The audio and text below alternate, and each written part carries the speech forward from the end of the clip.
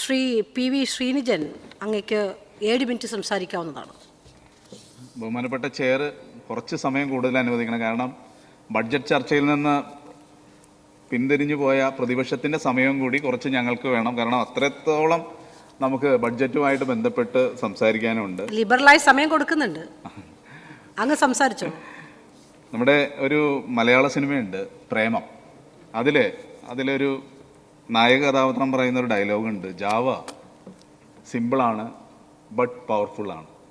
നമ്മുടെ ബഡ്ജറ്റ് വളരെ സിമ്പിളുമാണ് പവർഫുള്ളുമാണ്. കാരണം എങ്ങനെയാണ് സിമ്പിളായിട്ടുള്ള പവർഫുൾ ആവുന്നതെന്ന് നമ്മളൊന്ന് ആലോചിച്ച് കഴിഞ്ഞാൽ, ഇതിൽ പ്രതിപാദിച്ചിരിക്കുന്ന പദ്ധതികളെല്ലാം ഈ സമൂഹത്തിലെ മുഴുവൻ ആളുകൾക്ക്, തൊഴിലാളികൾ, കർഷകർ, മധ്യവർഗം, സർക്കാർ ജീവനക്കാർ, യുവാക്കൾ, വിദ്യാർത്ഥികൾ, വ്യാപാരികൾ, വ്യവസായികൾ, അങ്ങനെ എല്ലാ സമസ്ത മേഖലകളിലും തൊട്ടുപോയ ഒരു ബഡ്ജറ്റാണ്.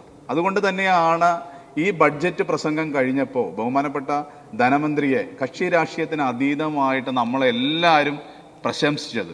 അതിന് ബഹുമാനപ്പെട്ട ധനമന്ത്രി ഈ അവസരത്തിൽ പ്രത്യേകം അഭിനന്ദിക്കാൻ ഞാൻ ആഗ്രഹിക്കുകയാണ്. അത്രത്തോളം ജനഹൃദയങ്ങൾ തൊട്ടറിഞ്ഞ ഒരു ബഡ്ജറ്റാണ് അങ്ങ് അവതരിപ്പിച്ചത്. അതിന് പ്രത്യേകം അഭിനന്ദനം പറയുകയാണ്. സർ, എൻ്റെ മണ്ഡലത്തിലെ, കുന്നത്നാട് മണ്ഡലത്തിലെ ജനങ്ങളുടെ അടുത്ത് ഞാൻ ഈ അവസരത്തിൽ പ്രത്യേകം നന്ദി പറയാൻ ആഗ്രഹിക്കുകയാണ്. കാരണം 2021 മെയ് മാസത്തിൽ തെരഞ്ഞെടുത്ത് എന്നെ ഈ നിയമസഭയിലേക്ക് വിട്ടത് മുതൽ ഈ ദിവസം വരെ നിങ്ങൾ എന്നെ ഏൽപ്പിച്ച ദൗത്യം കൃത്യമായിട്ട് ചെയ്യാൻ എനിക്ക് കഴിഞ്ഞു. നമുക്ക് മറ്റു മണ്ഡലങ്ങളെ പോലെ അല്ല സാർ എൻ്റെ മണ്ഡലം. കാരണം എൻ്റെ മണ്ഡലത്തിൽ ഒരു കോർപ്പറേറ്റ് രാഷ്ട്രീയ കക്ഷി കൂടി ഉള്ളൊരു മണ്ഡലമാണ്. അവിടെ 4 പഞ്ചായത്തുകൾ അവരാണ് ഭരിക്കുന്നത്.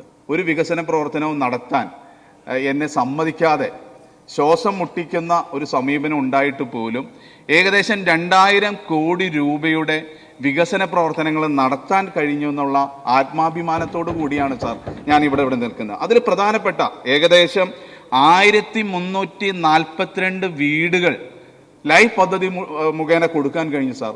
അതിൽ തന്നെ 541 വീടുകൾ SC/ST ആളുകളായിട്ടുള്ള ആളുകൾക്ക് കൊടുക്കാൻ കഴിഞ്ഞാൽ, എൻ്റെ മണ്ഡലം അറിയാലോ സാർ, എൻ്റെ മണ്ഡലം സംവരണ മണ്ഡലമാണ്. എന്നെ വിശ്വാസം ഏൽപ്പിച്ച ആ ജനതയ്ക്ക്, വീടുകളില്ലാത്ത ഭവനരഹിതരായിട്ടുള്ള ആളുകൾക്ക് ഈ 5 വർഷം കൊണ്ട് 1342 വീടുകൾ എനിക്ക് കൊടുക്കാൻ കഴിഞ്ഞു സാർ.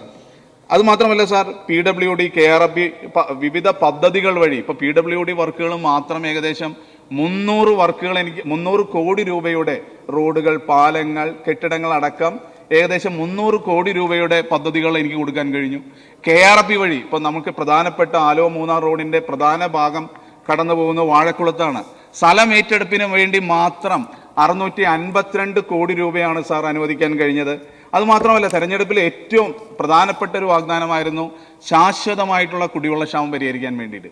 ഏകദേശം 426 കോടി രൂപയാണ് സാർ വിവിധ പദ്ധതികളിലൂടെ കുടിവെള്ള ക്ഷാമം പരിഹരിക്കാൻ എനിക്ക് അവിടെ മണ്ഡലത്തിൽ അനുവദിക്കാൻ കഴിഞ്ഞത്.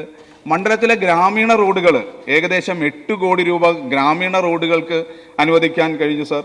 35 കോടി രൂപ വിവിധ സ്കൂളുകളുടെ, ഏകദേശം ഇപ്പോൾ എൻ്റെ മണ്ഡലത്തിലെ ഏകദേശം 50ഓളം LP UP സ്കൂളുകളാണ് സാർ. പുതിയ കെട്ടിടങ്ങൾ എല്ലാ സ്കൂളുകൾക്കും തന്നെ പുതിയ കെട്ടിടങ്ങളായിട്ടുണ്ട് സാർ. ആരോഗ്യ മേഖലയിൽ വിവിധ ആശുപത്രികളുടെ നവീകരണത്തിന് വേണ്ടി ഏകദേശം 20 കോടി രൂപ, SC/ST ക്ഷേമ പ്രവർത്തനങ്ങൾക്ക് വേണ്ടി ഏകദേശം പുതിയ നഗരങ്ങളുടെ വികസനത്തിന് വേണ്ടി 15 കോടി രൂപ അനുവദിക്കാൻ കഴിഞ്ഞു സാർ. വ്യവസായ വകുപ്പിന്റെ വിവിധ പദ്ധതികൾ ഏകദേശം 100 കോടി രൂപയാണ് എനിക്ക് അനുവദിക്കാൻ കഴിഞ്ഞു സാർ.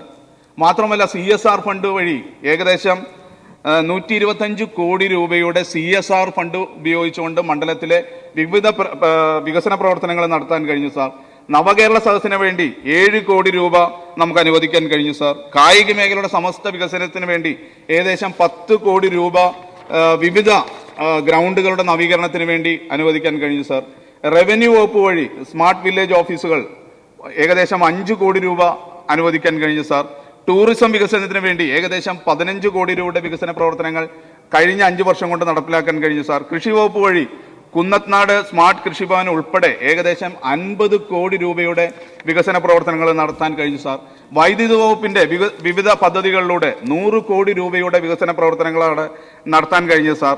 വിവിധ ആനുകൂല്യങ്ങൾ, വിവിധ നമ്മുടെ ചികിത്സാ സഹായ പദ്ധതികൾ മുഖ്യമന്ത്രിയുടെ ഇടയ്ക്കും പട്ടികജാതി വകുപ്പ് മുഖേന നടപ്പിലാക്കിയ സഹകരണ വകുപ്പ് വഴി നടപ്പിലാക്കിയ ചികിത്സാ സഹായ പദ്ധതികൾ ഏകദേശം 15 കോടി രൂപ ചികിത്സാ സഹായം കൊടുക്കാൻ കഴിഞ്ഞു സാർ.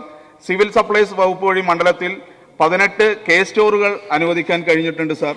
അങ്ങനെ നിരവധിയായിട്ടുള്ള പദ്ധതികൾ, ഞാനിങ്ങനെ ഓരോ പദ്ധതികളും എടുത്തു പറയാത്തത് ഈ സമയം തികയില്ല എന്നുള്ളത് കൊണ്ട്, അതുകൊണ്ടാണ് കുറച്ച് സമയം കൂടുതൽ അനുവദിക്കണമെന്ന് ഞാൻ നേരത്തെ ആവശ്യപ്പെട്ടത്. സാർ, എൻ്റെ മണ്ഡലത്തിലെ കാര്യം അറിയാലോ.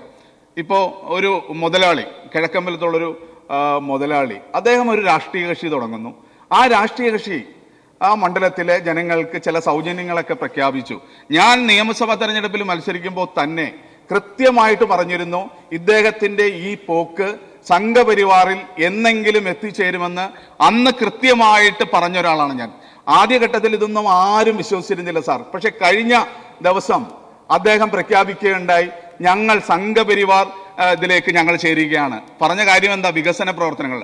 ആരുടെ വികസന പ്രവർത്തനങ്ങളാണ് സാർ? കഴിഞ്ഞ അദ്ദേഹത്തിന്റെ കമ്പനിയുമായി ബന്ധപ്പെട്ട് അദ്ദേഹത്തിന്റെ കമ്പനിക്ക് ലാഭമുണ്ടാക്കുന്ന കാര്യങ്ങൾ ഒഴിച്ചാൽ സാധാരണക്കാരെ ബാധിക്കുന്ന ഏതെങ്കിലും വിഷയം ഈ 4 പഞ്ചായത്തുകളിൽ നടത്താൻ അദ്ദേഹത്തിന് കഴിഞ്ഞിട്ടുണ്ടോ സാർ? കഴിഞ്ഞ ഇപ്പോൾ ഒരു ED റെയ്ഡുമായി ബന്ധപ്പെട്ട് EDയുടെ അന്വേഷണം വന്നു കഴിഞ്ഞപ്പോൾ അദ്ദേഹം ഒറ്റയടിക്ക് അദ്ദേഹത്തിന്റെ നിലപാട് മാറ്റുകയാണ്. ഈ ധനമന്ത്രിയുടെ അടുത്ത് എനിക്കൊരു അഭ്യർത്ഥന, ഈ EDയെ പേടിച്ച് മറ്റേ സംഘപരിവാർ സംഘടനകളിലേക്ക് പോകുന്ന രാഷ്ട്രീയ നേതാക്കന്മാർക്ക് അദ്ദേഹം ഒരു ക്ഷേമനിധി ഏർപ്പെടുത്താൻ ധനമന്ത്രി തയ്യാറാകണമെന്ന് ഈ അവസരത്തിൽ പറയുകയാണ് സാർ. അദ്ദേഹം പറഞ്ഞ ന്യായീകരണങ്ങൾ എന്താ? അങ്ങ് വടക്ക്, ഞങ്ങൾ പറഞ്ഞു വടക്ക് ക്രിസ്ത്യൻ മുസ്ലിം പുരോഹിതന്മാരടക്കം നിരവധി ആളുകളെ സംഘപരിവാർ ആക്രമിക്കുന്നുണ്ടെന്ന് പറഞ്ഞപ്പോൾ ശ്രീ സാബു ജേക്കബ് പറഞ്ഞെന്താ? അതെല്ലാം ഒറ്റപ്പെട്ട സംഭവങ്ങളല്ലേ. ഇതാണോ സാർ ഒറ്റപ്പെട്ട സംഭവങ്ങൾ? നമ്മുടെ രാജ്യത്ത് സമാധാനപരമായിട്ട് ജീവിക്കാൻ, ഇഷ്ടപ്പെട്ട ഭക്ഷണം കഴിക്കാൻ, ഇഷ്ടപ്പെട്ട വസ്ത്രം ധരിക്കാൻ കഴിയാത്ത തരത്തിലുള്ള സംഘപരിവാറിന്റെ സംഘടനാ രൂപം കേരളത്തിൽ കൊണ്ടുവരുവാനുള്ള സാബു ജേക്കബിന്റെ ഒരു കുതന്ത്രമായിട്ടും അദ്ദേഹത്തിന്റെ കച്ചവട താല്പര്യമാണ് ഇതിന്റെ പുറകിലുള്ളത്. പാവപ്പെട്ട സാധാരണക്കാരായിട്ടുള്ള നിരവധി ആളുകൾ 2020-ൽ പ്രവർത്തിക്കുന്നവരുണ്ട്. അവർ നിരവധിയായിട്ടുള്ള ആളുകൾ സാബു ജേക്കബിന്റെ ഏകാധിപത്യമായ നടപടികളെ എതിർത്തുകൊണ്ട് ഇപ്പൊ പുറത്തു വരുന്നുണ്ട്. ഇനിയും നിരവധി ആയിട്ടുള്ള ആളുകൾ ജനാധിപത്യ ചേരിയിലേക്ക് വരുമെന്നുള്ള കാര്യത്തിൽ യാതൊരു സംശയമില്ല സാർ. ഞാൻ നേരത്തെ സൂചിപ്പിച്ച പോലെ വികസന പ്രവർത്തനങ്ങൾ ഞങ്ങളാരും ഈ നേരത്തെ ഇവിടെ സൂചിപ്പിച്ച 1348 വീടുകൾ കൊടുത്തപ്പോൾ അതൊന്നും കമ്മ്യൂണിസ്റ്റുകാർക്ക് വേണ്ടി മാത്രമല്ല സാർ. എല്ലാ പാർട്ടിയിൽപ്പെടുന്ന, എല്ലാ രാഷ്ട്രീയ കക്ഷിയിൽപ്പെടുന്ന, എല്ലാ മതത്തിൽപ്പെടുന്ന ആളുകൾക്കാണ് ഞങ്ങൾ വികസന പ്രവർത്തനങ്ങൾ നടത്തിയിട്ടുള്ളത്, വീടുകൾ നൽകിയിട്ടുള്ളത്. ഇതാണ് കമ്മ്യൂണിസ്റ്റ് രീതി സാർ.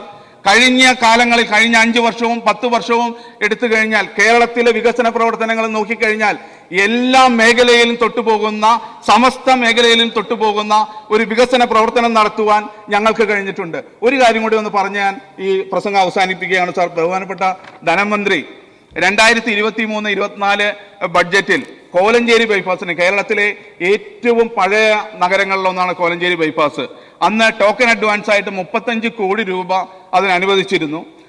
അതിനുശേഷം നമ്മളിപ്പോൾ ഡിസൈൻ കഴിഞ്ഞു, അതിൻ്റെ പരിശോധനകൾ കഴിഞ്ഞു. ഇപ്പോൾ ആ പദ്ധതി കിബിയുടെ പരിഗണനയിലാണ് ഉള്ളത്.